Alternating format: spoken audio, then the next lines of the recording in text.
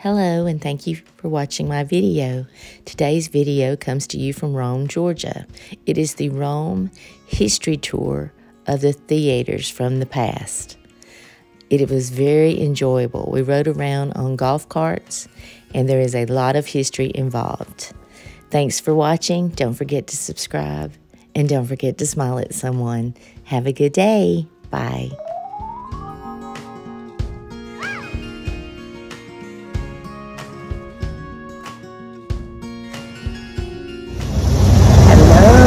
Today I'm touring the old movie theaters of Rome, Georgia. Hope you enjoy the video, and don't forget to smile at someone. Have a good one.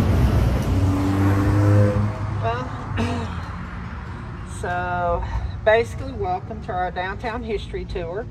My name is Selena Tilley. I'm the director of the museum and of course historian for not only the museum but for the tourism department for the city of Rome.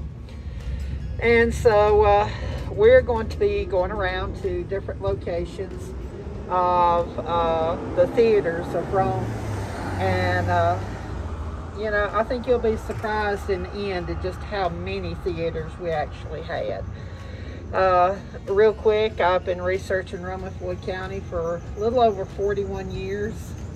Do I know it all? Not even by a stretch of the imagination. So, but I will share with you what I do know. All right, here we go.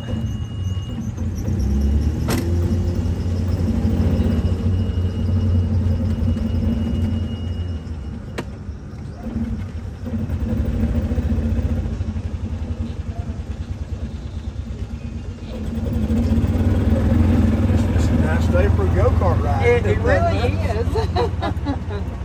All right, so the first place we're going to visit is back here.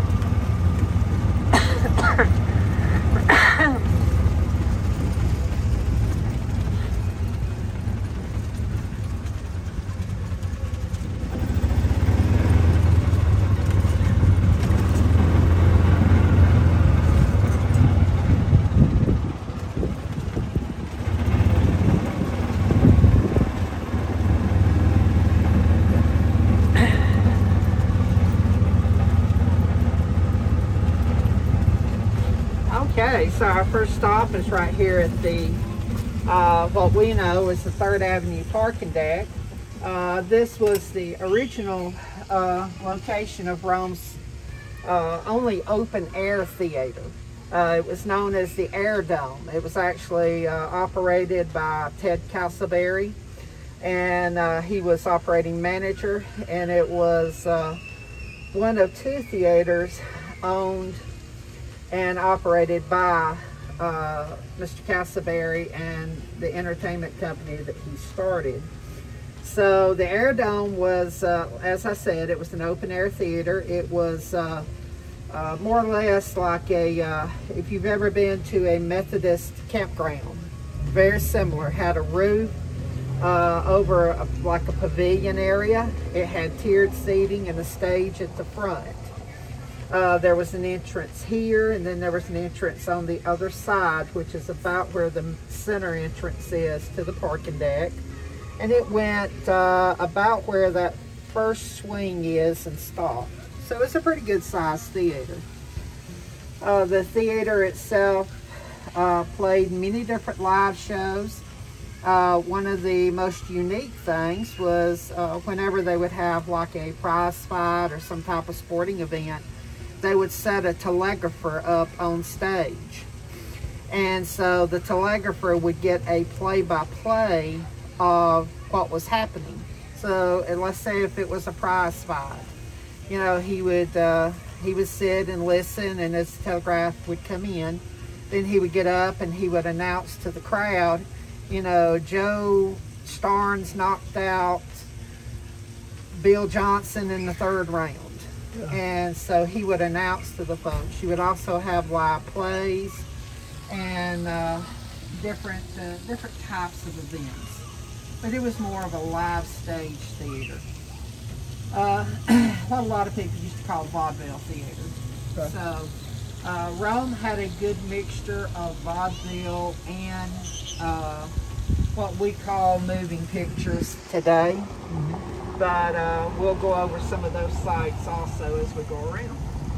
And what year was this?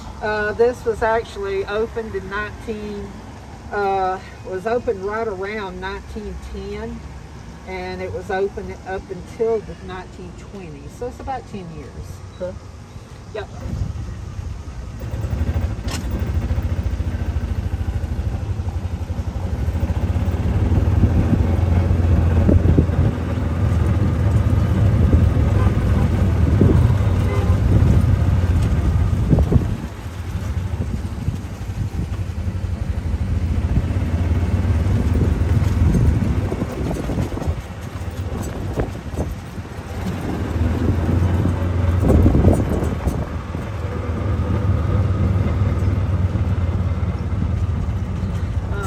Real quick, the center of this building, which we know is the John Henry's building today, was also used as J.C. Penney's, and before that it was 3 separate buildings.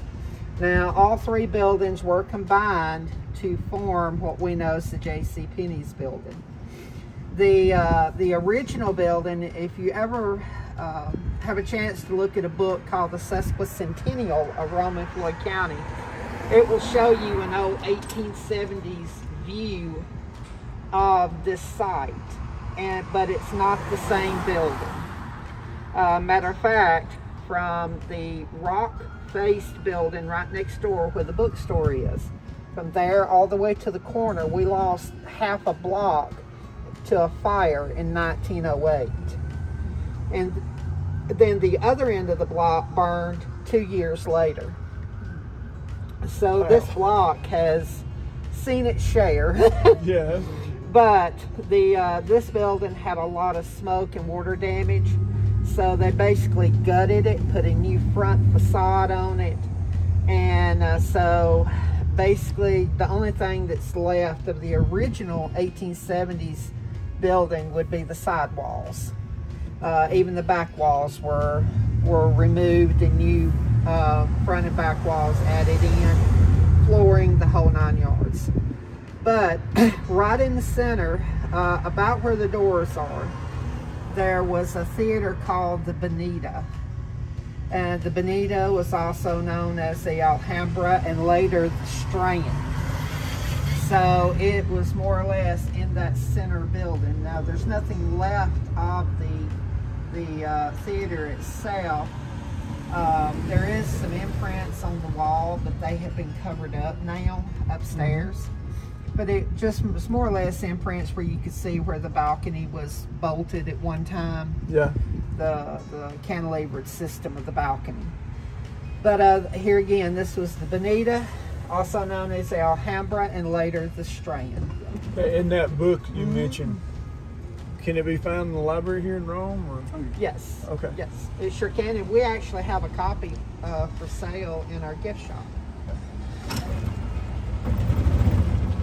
It's more or less a picture book of Roman County. Okay.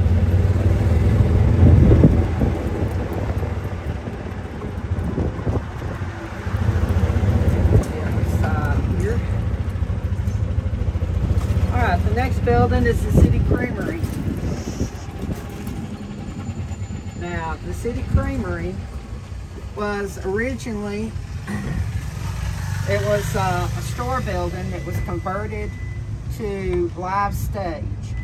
And at that time, it was known as the Elite Theater, which would have been around 1910 when it opened. So you see a pattern. 1910 was a year that you see a lot of different theaters start showing up.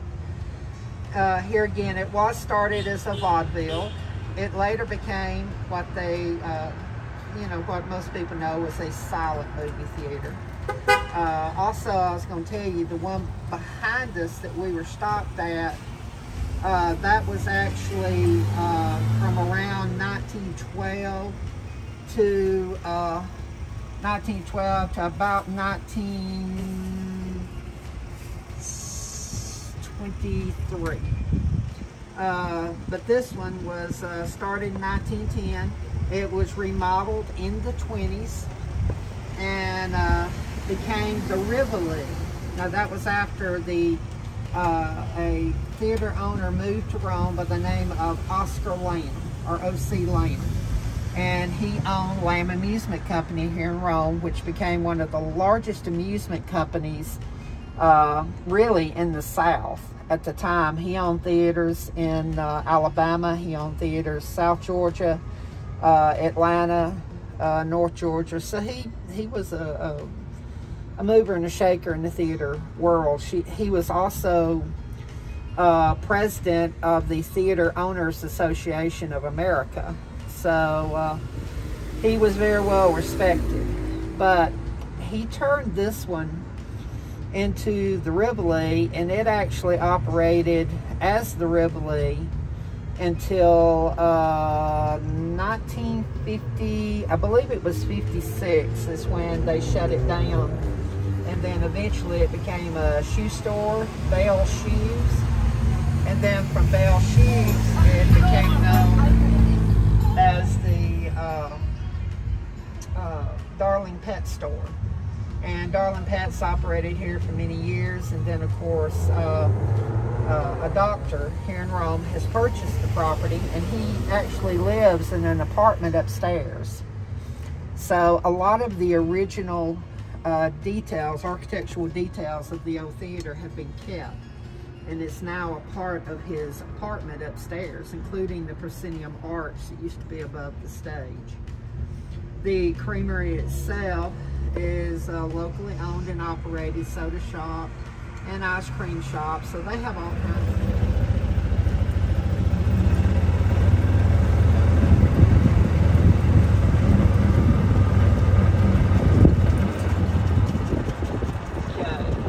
next stop is right here where the Martin's real estate sign is. Now, at one time, there was a building that sat about where this driveway is here.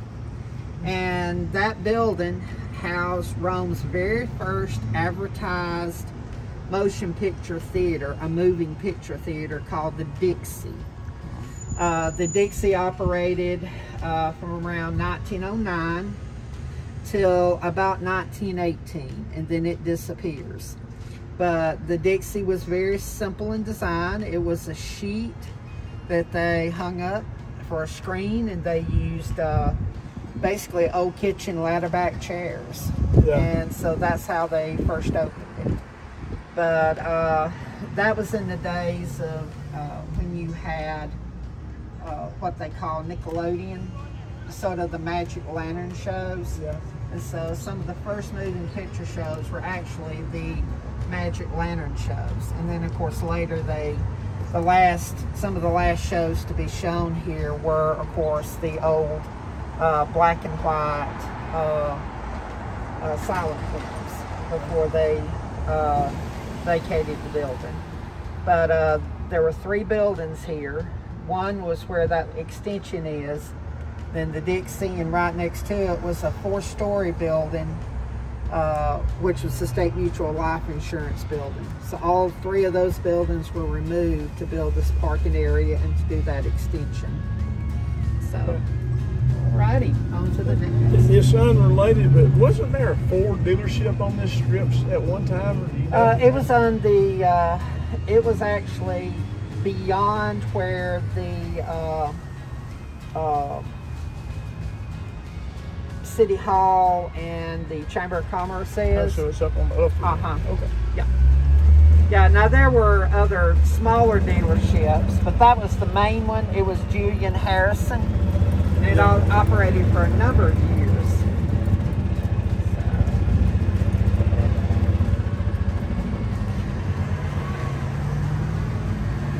How do you remember all this stuff?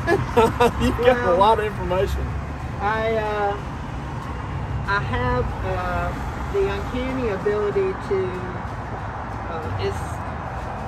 have photographic memory.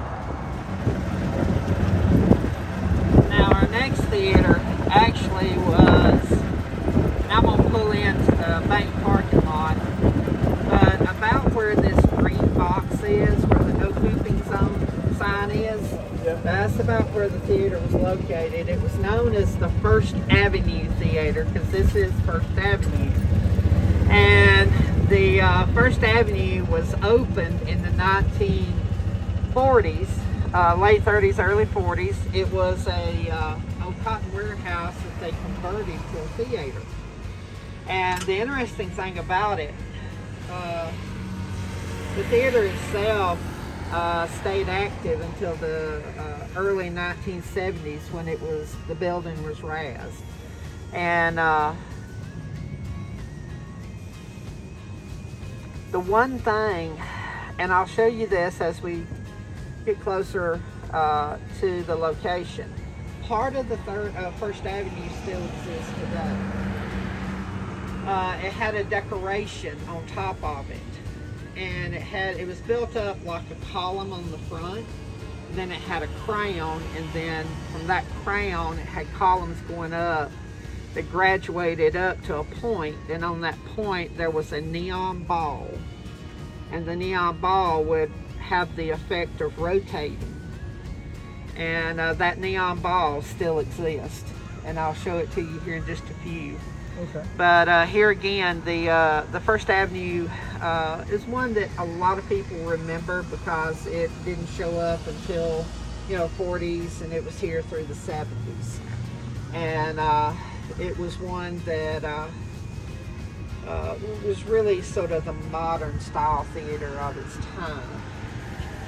But so we shall continue.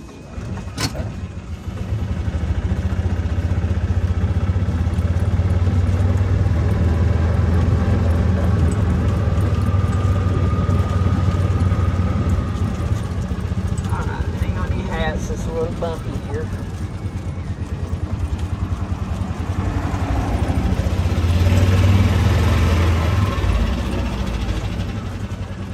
Directly across from us there's a parking lot. Now where that parking lot is used to be a warehouse, and the warehouse itself on the back side used to house a candy and produce company, and also they would handle syrups, and it was basically a storehouse for the concession areas for all of Lamb's theaters. But when we pass by, if you notice, the back of the building directly in front of us is angled, and that's because at one time there was a railroad track siding that came in and actually went in between the warehouse and that front building. And so that's why the back of the building is angled. It was built to basically follow the outline of the railroad.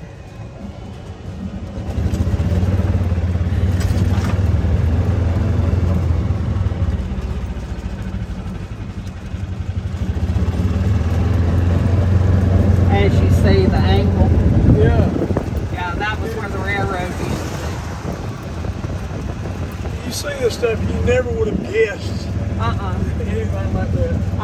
Well, just like across the street, you see the building that has the road on each side? Yeah. Originally, this was never a road. This was railroad tracks. This railroad crossing came across here, ran in and crossed what we call the lock bridge, where the American flag is. That was the railroad bridge. This was the roadway. So after the tracks were removed, of course, they turned the railroad tracks into a road.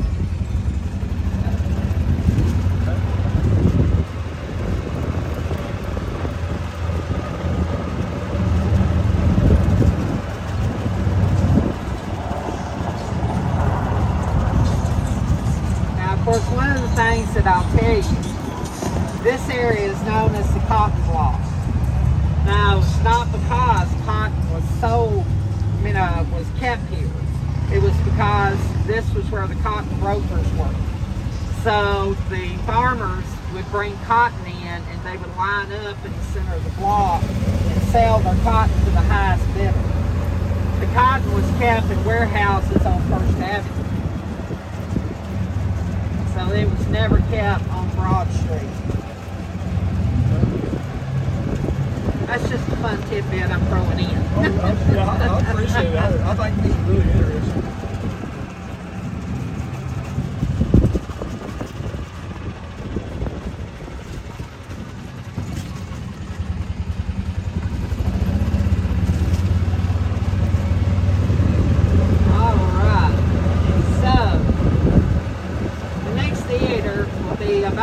center of this next block, and it is a green front building. But as we approach, I want you to look on top of it. You'll see what's left of a round sphere. That's the sphere off of the old First Avenue Theater. This was the Gordon Theater at one time. And we're going to pull over. No, it's still just like it was. You see it up there? Okay, moved here by the owner of the Partridge. Ah. So basically what happened, Partridge Restaurant was originally opened in a rented building. And then they moved into another theater up on the 500 block called the Metropolitan. Huh. Wow. Now this was on the Metropolitan Theater. This is not original to this building. It was moved here from the 500 block. The original marquee for this building went about midway of that window, came all the way to about midway of this window. Wow. And it was a rectangle. So, but this, as I said, this came off of the old Metropolitan Theater building. Now, some say that it was the marquee for the Metropolitan. We have no proof of that. So we can just say, as the story goes. Yeah. As the story goes. Now, of course, as with most of the theaters, this area and this area were both stores at one time. When most of your theaters on Broad Street were built, they did not have a concession area. If they were built before 1940, they did not have a concession area integrated into the design. So this building, when it opened, you just had the front entrance, ticket in the window in the middle, or kiosk.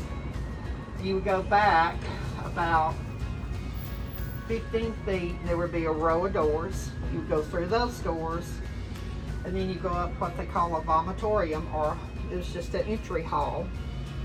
And that actually comes from Roman and Greek theater, because a lot of times, due to the well oil lamps they would have to burn in ancient Rome and Greece, the attendees would get sick from the smell, and they would come back out, and there were troughs on each side leading up to the auditorium, and they would vomit. Oh, goodness. So that's how it became known as a vomitorium. But so there was a toy store over here at one time. There was a soda shop. There was different things throughout the years. But the actual theater itself was just right in the middle. So now behind this green is a, it steps back 3 times, but it is a, what they call a marble text front facade that is very Art Deco. This theater opened in 1935, and it closed in 61. And of course, at that time, that's when the Partridge moved in, and it has been the Partridge up until early 2000s, and then it was several restaurants. It was a taco restaurant at one time. They tried to bring the Partridge back. It just never quite took off again. So, but anything related to the Partridge has been ripped out now, except for the sign. I wonder if there was another front behind this one. Wow. Yep. And matter of fact, in our theater exhibit, you can see, I mean, we have some photos showing it. It stepped like this, stepped back once, and then a third time. So it stepped back 3 times, and it's a marble text, so it looks like marble, but it actually is not. It's a composite, but it has a very ornate sort of Art Deco styling to it. I wonder if they're ever going to return to that someday. Well, the guy that was renovating the building wanted to take at least one piece of metal off to make sure that everything was okay behind it. And at the time, the Historic Preservation Board wouldn't let him do it. They said he'd have to submit a whole set of plans, and he said, I'm not going to spend that kind of money to find out that the plans are going to be worthless. He said, let me take one piece off.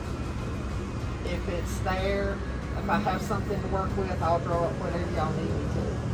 They said, no, you're going to have to do the plans first. And he said, okay, and he walked away. So it's up for sale now. Yeah, it's had a brand new roof put on it. It's had new plumbing put in it. They started putting the electrical wiring in it, but what they've done is they've sort of stubbed it in, and they're hoping whoever the new owners are, of course, they can take it from there, depending on what use they have for it. A lot of people have said they would like for it to return to a theater and become a dinner theater, or a place that people could rent for weddings and events and that kind of thing. But we'll see what happens. The good thing is he's put a good roof on it, so it's dried in now. And he's insulated it, so it's just finding the right person now that wants to put the money into it.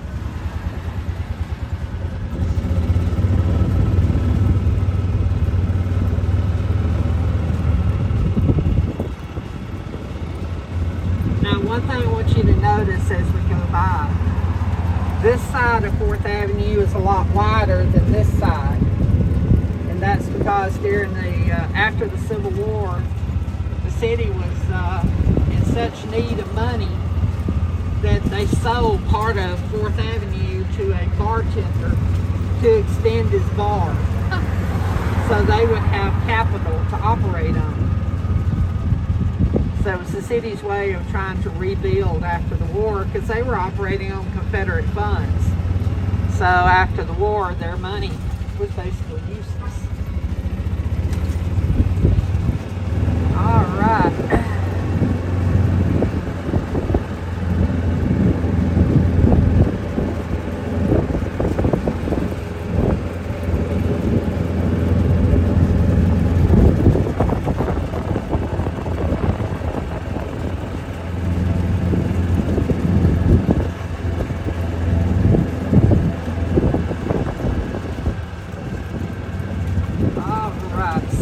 Welcome to the DeSoto.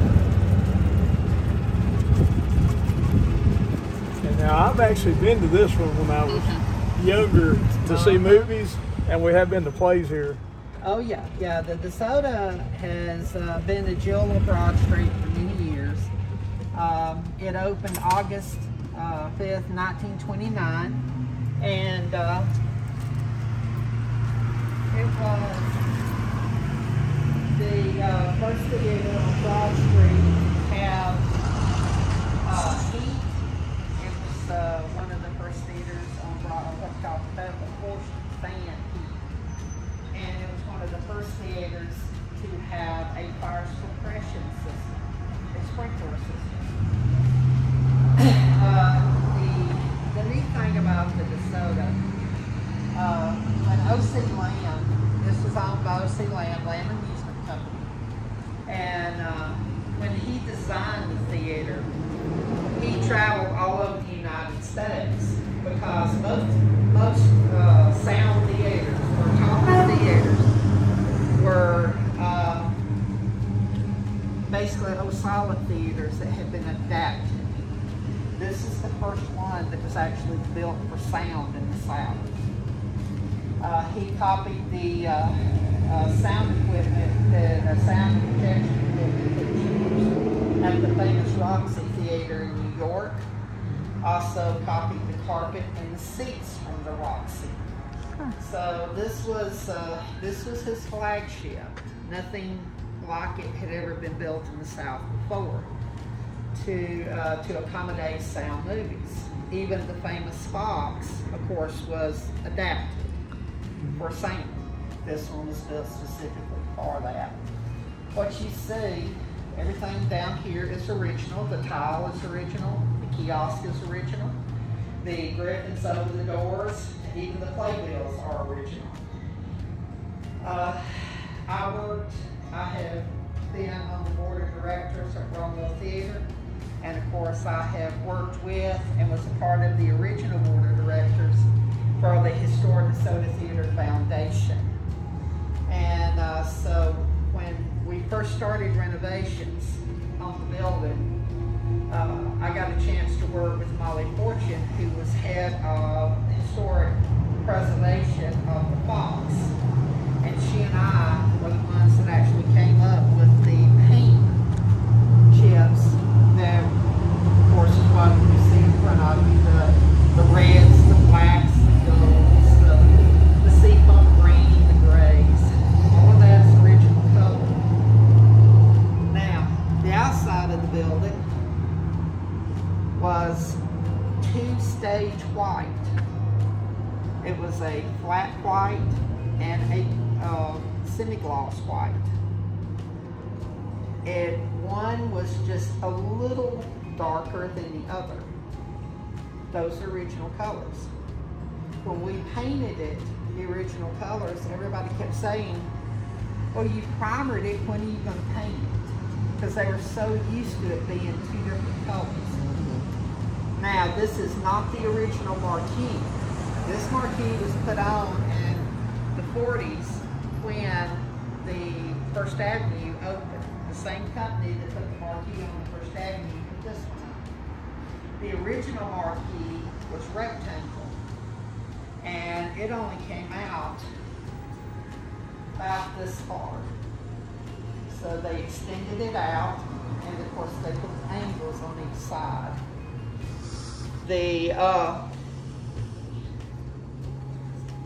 This paint scheme, which is the gray and white, was put on when this marquee was put on.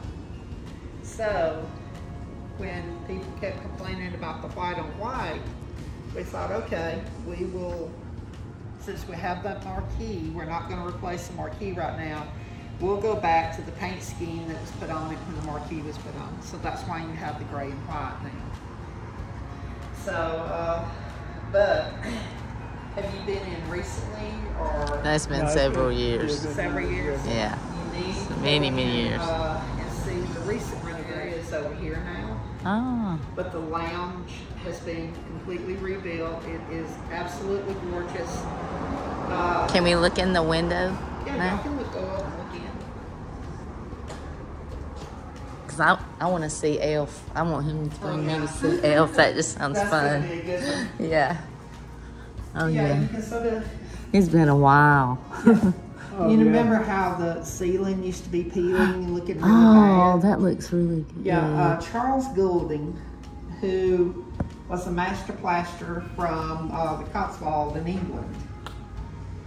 He was here in Rome, and he came in one day to see a play with his wife, and he saw the condition of the ceiling, and he said, "This is what I do." Ah. So he offered, and he basically came in and created molds and That's reworked good. all of the plaster. And so sections that we had completely lost, he was able to go and replicate and bring forward to replace what had been lost. Are the chairs still the same as what they've always been that you sat in there? No, They've been changed too.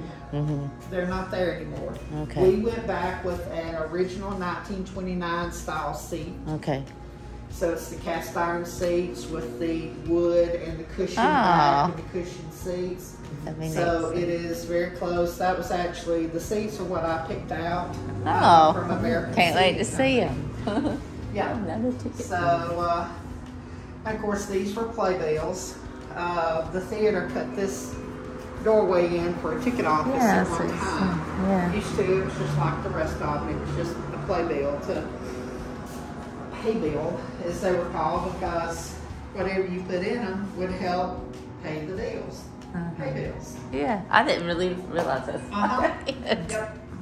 Ah. Yep. And then, of course, for those interested, you can step inside the ticket booth. Oh, cool. That's so neat. Yep, this was the original ticket kiosk. Matter of fact, Get in there. I'll take your picture. yeah. You'll have to look around the picture. Yeah, I'll get it at an angle. Give it. Yeah, there you go. Oh, he's loving this. He won't forget. Four. Right here where this black board is, there used to be a ticket machine where they would punch in, you know, how many seats you wanted. And of course, it would dispense the tickets. Yeah. Now I guess everything's done online, right? Yeah, everything's done online. Yeah, they ended up cutting. There was a playbill here at one time, and so when I found the photo of it, they decided to go ahead and cut a new window. You know, seeing how nice and elaborate that looks, I bet everybody in town wanted to come see. The paper, the entire newspaper was dedicated to it. Oh. It was Really? called the DeSoto edition. People in this block, both sides were saying, come see us, we're in the DeSoto block. You can see the theater from the front of our building. So it was a big thing.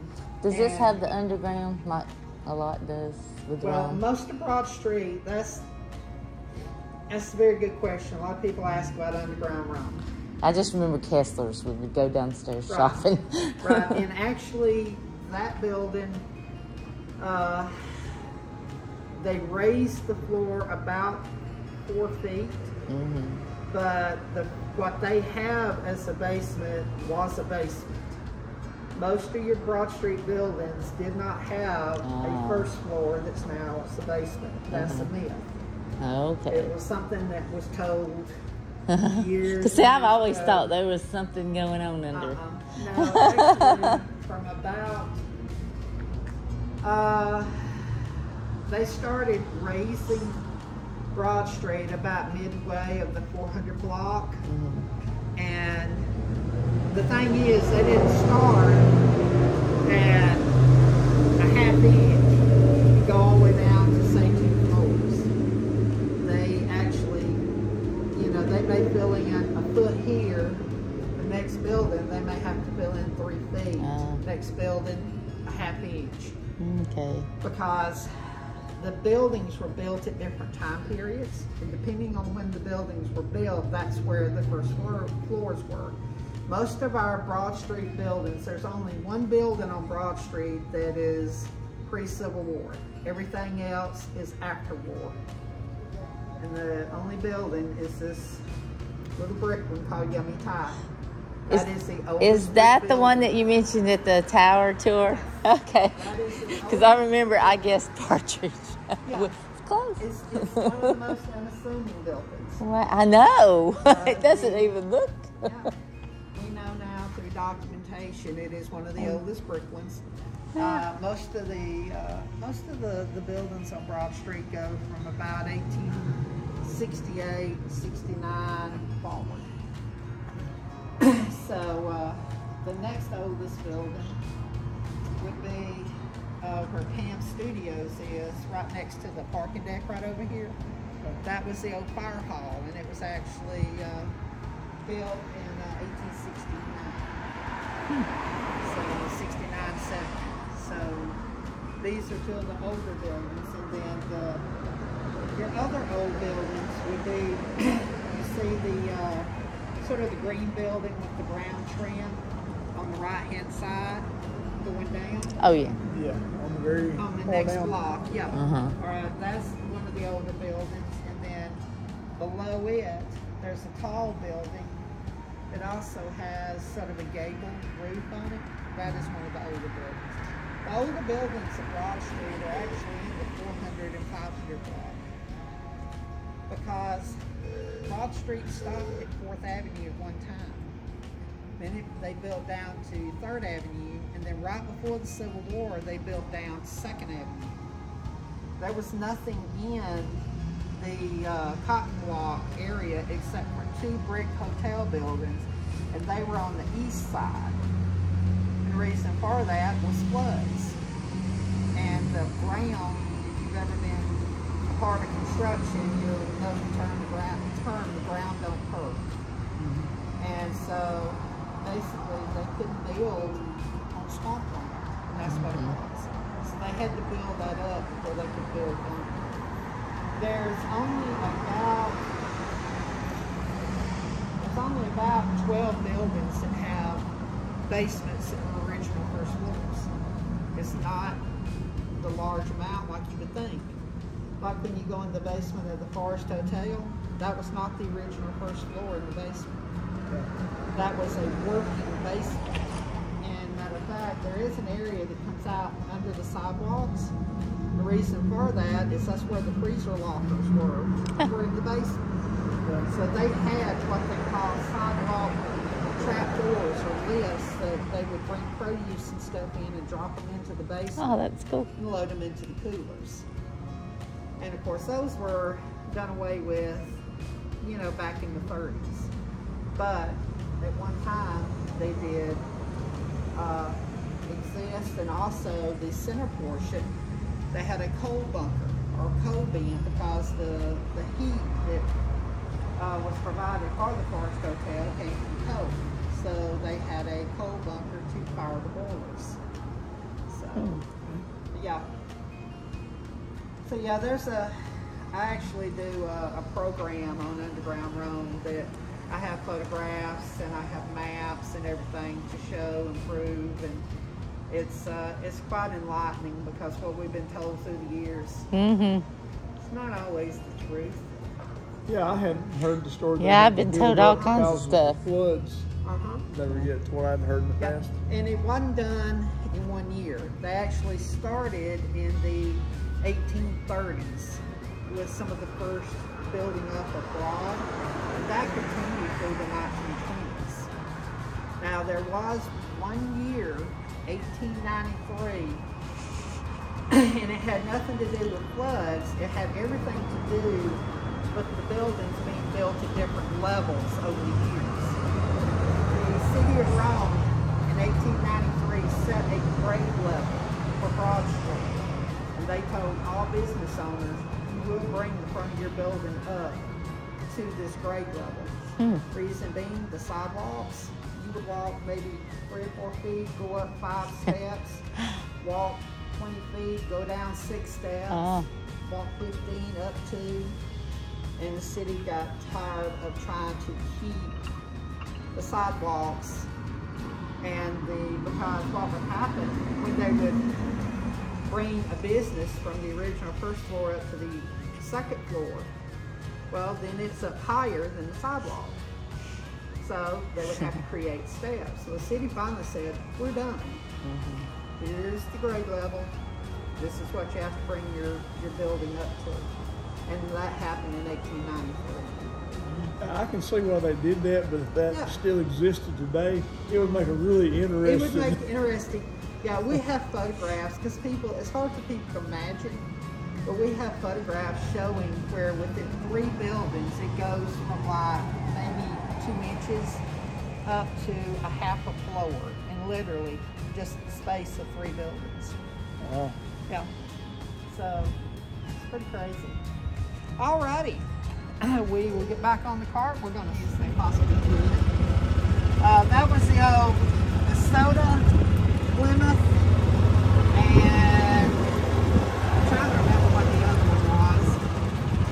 But you had 3 cars, 3 brands of cars being sold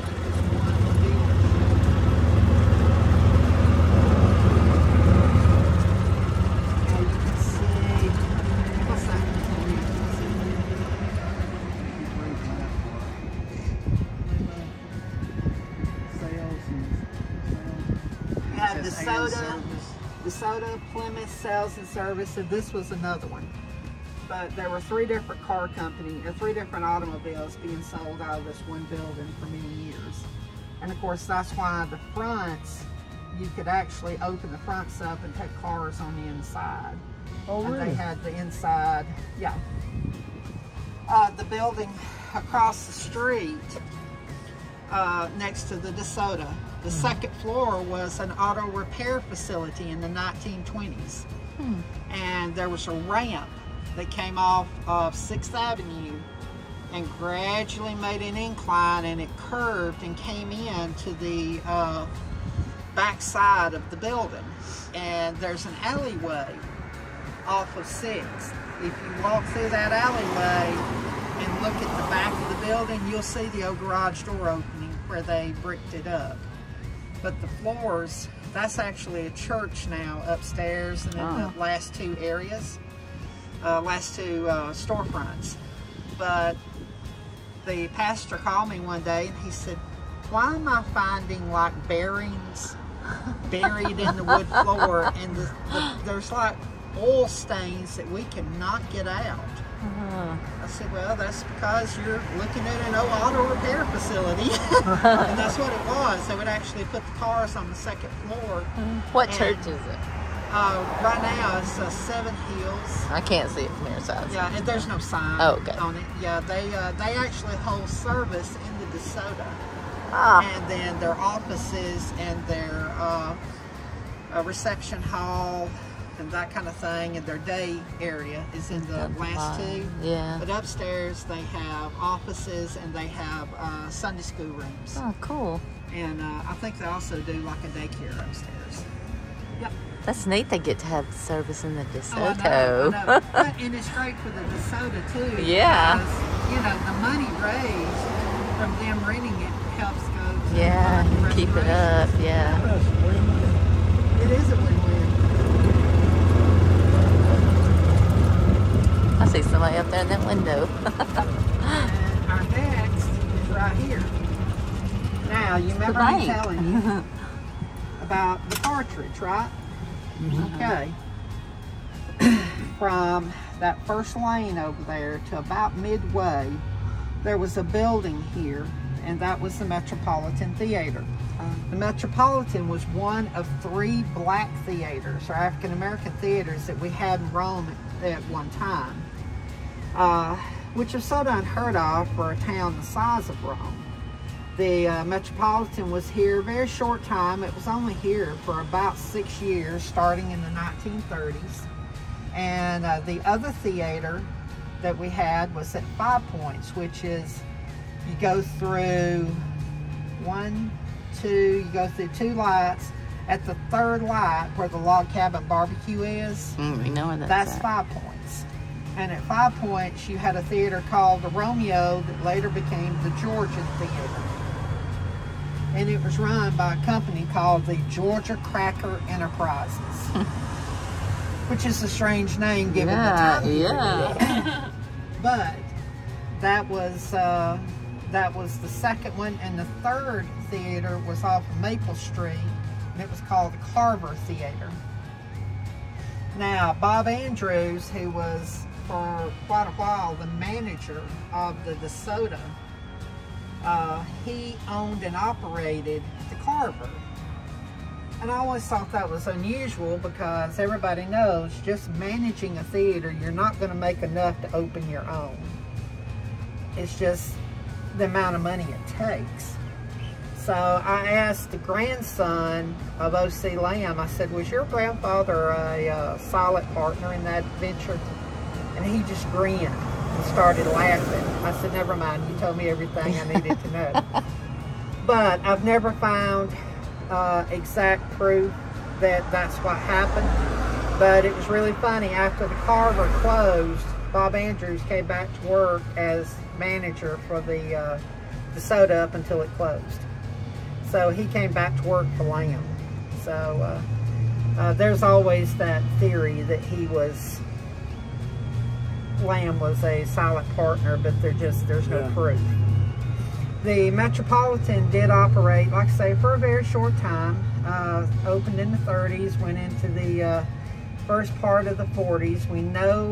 We don't have an exact timeline because we're missing city directories during that time frame. But we know that by the 30s, around 38, it was gone. And so it was here for a very short time.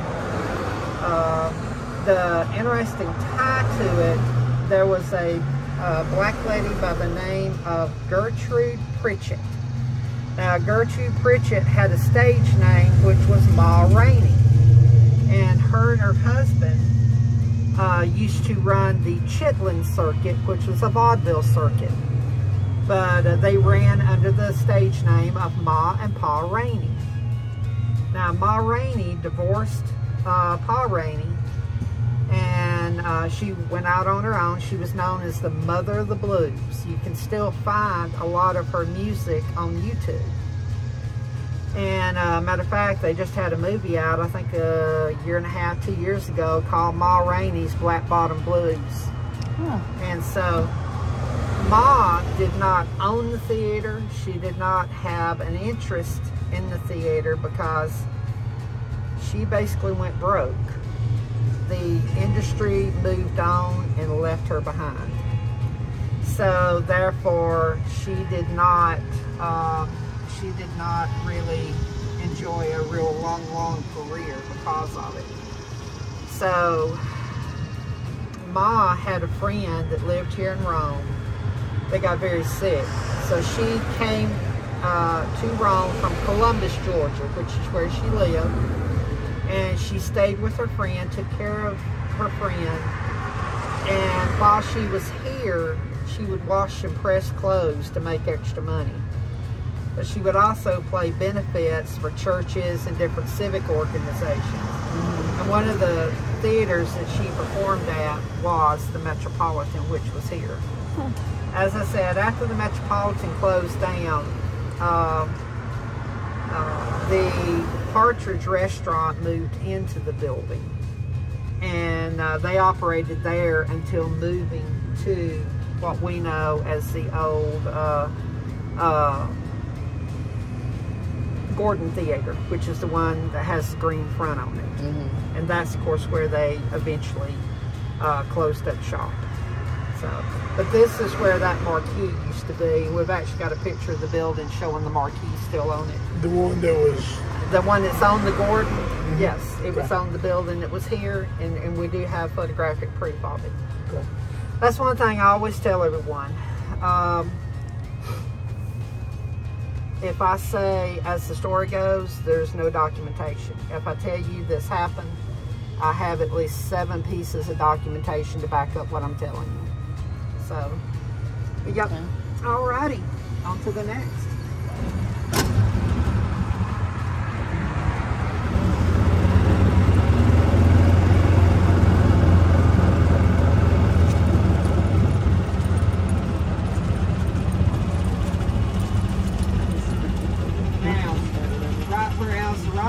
Is used to be the old City Hall building, and some of the first Nickelodeons ever showed in Rome as far as traveling projections were shown on the 2nd floor of the building that used to be here. That building was removed in the 60s to build this one.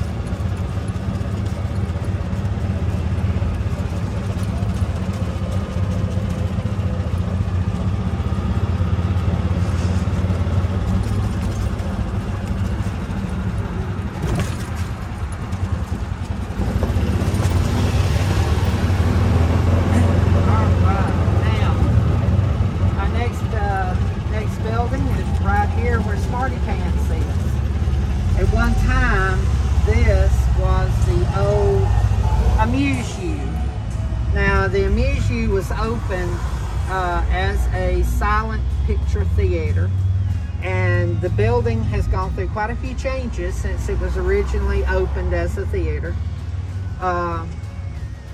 O.C. Lamb, when he moved to Rome from Dallas, Georgia, or Paulding County, this was the first theater that he purchased, and it was his home flagship theater up until he opened the DeSoto.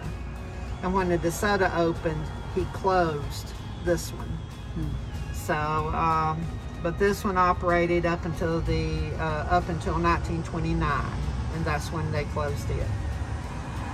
So it's sort of hard to imagine today, but that you know, given the changes of the building, but that's where it was. So is this the way the front was at that time? Or they make this double? Everything's been reworked. Okay. Yeah. Yep. It used to have the 2 sides, and then it had a center entrance, and they put in the support wall in the center and made 2 different buildings. The interesting thing, even though O.C. shut it down as a theater in '29, he still owned the property up until the property was put up for sale in the 1970s, and he was using it as rental property. So not only did he own theaters, but he also owned rental property all over the state of Georgia and Alabama.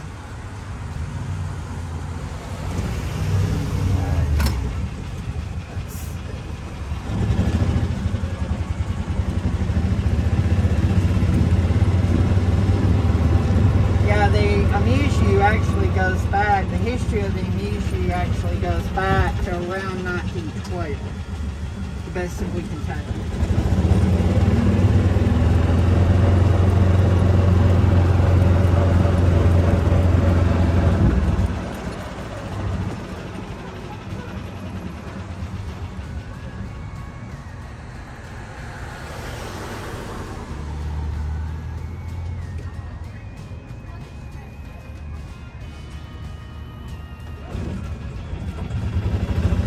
I love the way they made a lot of the buildings so ornate back in the day when they were built. Oh yeah. Alrighty, so this is our next building. Today this is Peaches. Originally the building that used to sit here was known as the Nevins. A lot of people today will try to say that part of this building is what remains of the Opera House, and there's nothing about that that's true. The whole building was razed, it was removed. We actually have a photograph showing an empty lot. And so the only thing that was left from the Nevins Opera House was Opera Alley. And Opera Alley, the reason it was, a reason they kept it was because it had become a city thoroughfare, and so they were not allowed to close it down. So when the new building was built in place of the Opera House, they had to leave the alleyway open. They couldn't build against that next building because here again it was a city thoroughfare. Now the Opera House was opened in 1880. It was a more of a vaudeville live stage theater. Even though its last use was to show a movie, a very famous and very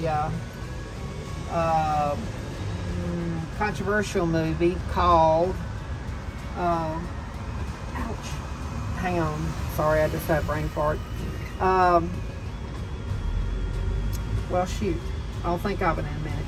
Anyway, they showed the movie here because people were boycotting the newly built city auditorium. And so they showed the movie here instead of showing it up there. And here's the kicker. This had already been condemned by the city of Rome at the time, which is the old Opera House. Now, the Opera House burned December 31st of 1931. And when the building was lost, like I say, it was a complete and total loss. Matter of fact, the wall that faced Opera Alley collapsed over onto the building next door. So if you walk down Opera Alley, you can see where a portion of the brick wall has been replaced.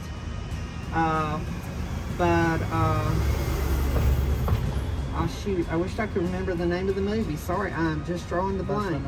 Birth of a Nation, thank you. Okay. Yeah, and the reason it was controversial is because it showed different sort of outtakes of the Klan. And they call it the movie that rekindled the Klan. Now, whether it was or it wasn't, you know, is left up to speculation. But Birth of a Nation was the last thing shown here. But yeah, like I say, the only thing that's left is Opera Alley. And the whole reason they had Opera Alley was so the actors and actresses could access the stage without being seen by the visitors or patrons of the theater. When it burned, behind the building was the stable attached to the back, and when it burned that night, they said that you could hear the whinnying of the horses and mules in the fire. They couldn't get them out. So there was a loss of life, not two-legged but four-legged, and they believed that the fire started from what we call homeless. It was labeled as vagrants at that time. But there were two old coal heaters, big coal heaters, that helped heat the front of the theater, and they had built fires in them. And of course the chimneys were in bad shape, so it set the building on fire. So, but they removed 3 buildings to build this one. Okay, well, I was about to ask that. This is a large building. I was wondering if it was originally this size. The Opera House, you see where this column is right here, supporting column? Mm-hmm. That's about where the edge of the Opera House went. It wasn't real wide across the front, and then you had 2 buildings between the old Havana and that column, so there were 2 smaller buildings. But basically from that column to where Opera Alley is, that was about as wide as Nevins Opera House was. It wasn't a real big building. It wasn't real wide, but it was deep, very deep. What was this May building originally? Isaac May building, he was basically a dry goods salesman. So it was like a 5 and 10 cent store. And they had everything from millinery to, you know, all types of clothing, just you name it. It was sort of like the Walmart of its day. Yeah, it looks like it was a pretty nice store back in the day. Yeah. And now, the interesting thing though, right next to it, matter of fact, the building where Hair Structure is, that used to be another theater. That was known as the Lyric Theater. So we had quite a few theaters here on Broad. The Lyric opened around 1911, and it only operated for about right around 11 years, and it was gone. So, but that was the last one before we start the tour over. So that is the last one on the tour today. Y'all have any questions or anything that you'd like to ask? Not really. I kind of Not asked really? them as I'm shocked if you don't. Absolutely. This has been really interesting. Wow. A lot of information. Yeah. Let's see if we can get out.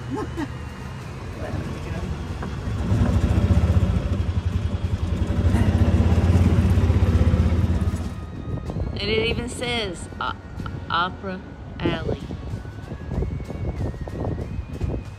You can see where they